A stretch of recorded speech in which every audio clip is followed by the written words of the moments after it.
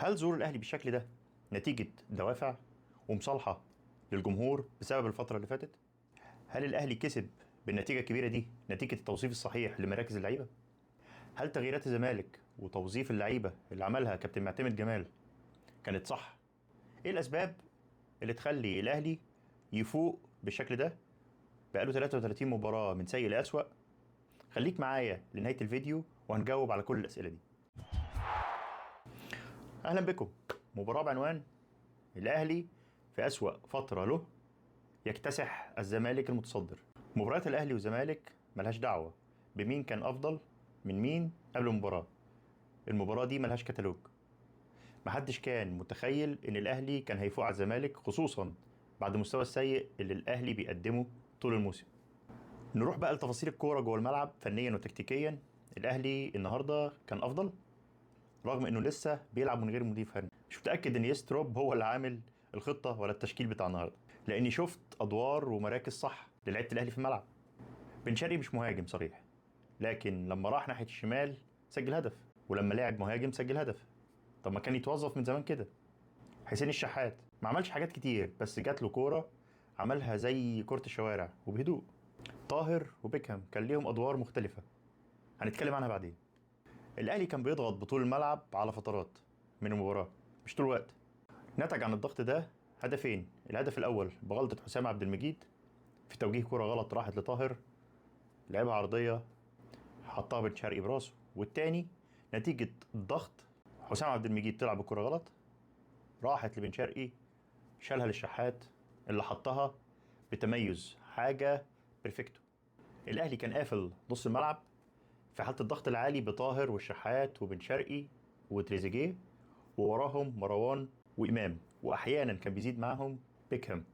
في حاله الدفاع والتغطيه العكسيه كنت بتلاقي الثلاثي الشحات وبن شرقي وتريزيجيه بيرجعوا ورا، ووراهم امام ومروان. الكلام ده كله قفل نص الملعب ومنع التحولات اللي كان بيحاول يعملها نادي الزمالك. ادوار طاهر كانت محتاجه مجهود بدني، بصراحه نجح فيها. وكان في حاله الهجوم كنت بتلاقيه مع الخط الامامي بيضغط مع الخط الهجوم. بمجرد خساره الكوره بيتحول باك يمين، زي ما بقول لك بيتحول باك يمين. كان بياخد مكان بيكهام اللي كان بيرحل ويدخل جوه الملعب في قلب دفاع ثالث عشان يغطي مشاكل الدفاع بتاعت الاهلي، وخصوصا المساحات اللي كانت بتبقى موجوده ورا خط الدفاع.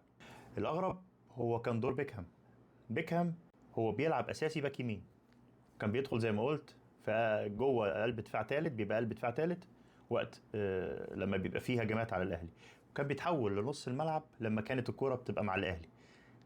شوف كده الجون الاول او الهدف الاول للنادي الاهلي، مين اللي خطف الكوره بدماغه؟ الاهلي رغم انه ما كانش اكثر استحواذ على الكوره، كان تقريبا مستحوذ بنسبه 44%، الا انه استغل اخطاء دفاع ونص ملعب زمالك، والاهداف جت بعد ضغط بطول الملعب كانت نتيجه اخطاء حسام عبد المجيد، وانه ما كانش عارف يخرج بالكوره. الاهلي عرف يخطف هدفين. المباراه خلصت حرفيا في الدقيقه 73. الهدف الثالث جمله من لعب مفتوح تنتهي بهدف بن شرقي اللي راح من ناحيه الشمال، وده مركزه الطبيعي وده المركز اللي المفروض يلعب فيه. لعب كوره من ورا الونش اللي كان مفروض يضغط، ما كانش يسيب الكوره تتلعب بالشكل دوت. طبعا الكوره دي كان فيها حجب للرؤيه عن مهدي سليمان فدخلت فيه بسهوله. نفسيا وبدنيا دي كانت نهايه المباراه. الاهلي راح ب8 فرص، 4 اهداف وضربه جزاء في العارضه تمنعها، 3 هجمات من لعب مفتوح وبيصدها لمهدي سليمان، وتسديده مروان عطيه بين الثلاث خشبات كان صدها مهدي سليمان.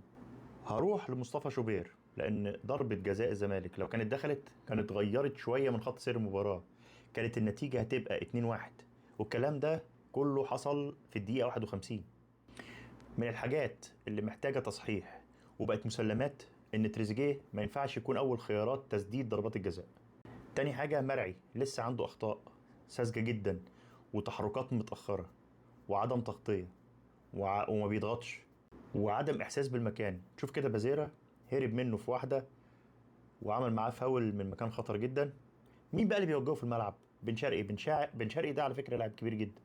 لعيبه الاهلي فازت النهارده لسببين: الاول ان لعيبه الزمالك ومدربها كانوا بره الخدمه، والتاني ان اللعيبه يمكن بدأت تحس بمسؤولية بس متأخر قوي بعد خراب مالطا. نروح بقى للزمالك. حاسس ان كابتن معتمد جمال دخل مرحلة الضغط، وانه شايل مسؤولية كبيرة وعايز يكمل المشوار اللي تعب لحد ما وصل له. وده موضوع الضغط والتوتر ده واضح انه وصل للعيبة، وتقريبا كده بدأ يوصل للجمهور. لعيبة الزمالك النهارده كل قراراتها فيها مشكلة، على مستوى استلام وتسلم الكرة بتطلع غلط. حتى الكرات الطويلة اللي كان بيتميز بيها الزمالك بتروح غلط. نص الملعب بطيء وبعيد عن خط الهجوم. كتير كان فيه مساحات في الملعب، واللعيبة بعيدة عن بعضيها، فاتحين الملعب على مدار ال 90 ولا 100 يارده. مش عيب انك تقفل الملعب، انت كنت عايز تاخد نقطه من الماتش عشان تخلص الدوري. رغم استحواذ الزمالك على الكوره بنسبه 56%، الا ان ده استحواذ بدون فعاليه. الزمالك فعليا راح نقول بست فرص، منهم فرصتين بس اللي ممكن تعتبر فرص حقيقيه او مصدر الخطوره. واحده في الدقيقه 51 بانفراد بنتايج اللي جه منها ضربه الجزاء وضاعت، والتانية في الدقيقة 84 عرضية اللي لقطها الجزيري وصدها شوبير. والأربع فرص التانية تعتبر هجمات غير مكتملة لأنها كلها بين بره الثلاث خشبات. خط دفاع الزمالك ومعاهم شحاتة وفتوح عملوا كوارث. الهدف الأول جه نتيجة إن حسام عبد المجيد خرج الكورة غلط، خدها طاهر عرضية بهدف لبن شرقي. والهدف الثاني نفس الغلطة، حسام عبد المجيد باص غلط، راحت لبن شرقي، اداها للشحات بهدف تاني. الهدف الثالث كورة اتلعبت من ورا الونش اللي منع الرؤية عن مهدي سليمان وما كانش ضاغط على بن شرقي. حسام عبد المجيد سبب كبير من أسباب هزيمة الزمالك النهاردة، اتسبب في هدفين وضيع ضربة جزاء كانت ممكن تعمل تحول في المباراة في الدقيقة 51. شحاتة أكتر لاعب في الزمالك كان بيفقد الكورة أو عمل بمعنى أصح ميس باص، وتسبب في ضربة جزاء. تسبب في أكتر من كورة في إنها ينتج عنها تحولات للنادي الأهلي، يا اما بتتخطف منه بيتضغط عليه تتقطع منه، او كان بيطلع الكوره غلط. تاني بيزيرا عايز مساحه يجري فيها. من وجهه نظري هو وشيكوبانزا لعيبه تحولات سريعه وبتمسك الخط، عايزه الكوره قدامها، عايزه حد يرمي الكوره قدامها، مش لعيبه استلام وبناء لعب او كده في نص الملعب.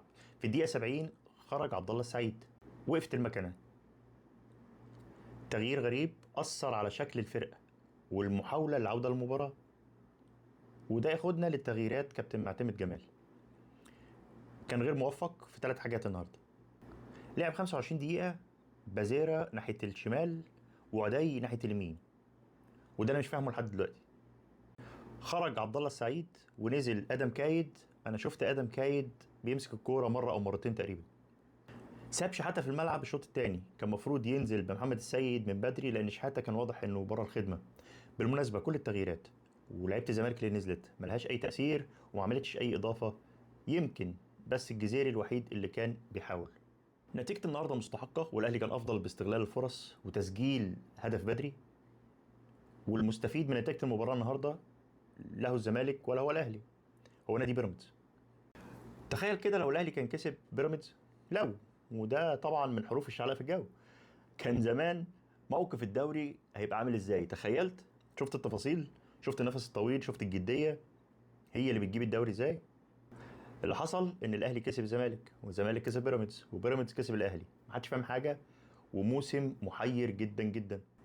لازال ترتيب الجدول مثير للجدل، كل اسبوع بحاله. باقي ماتشين والترتيب ده هيتغير تاني.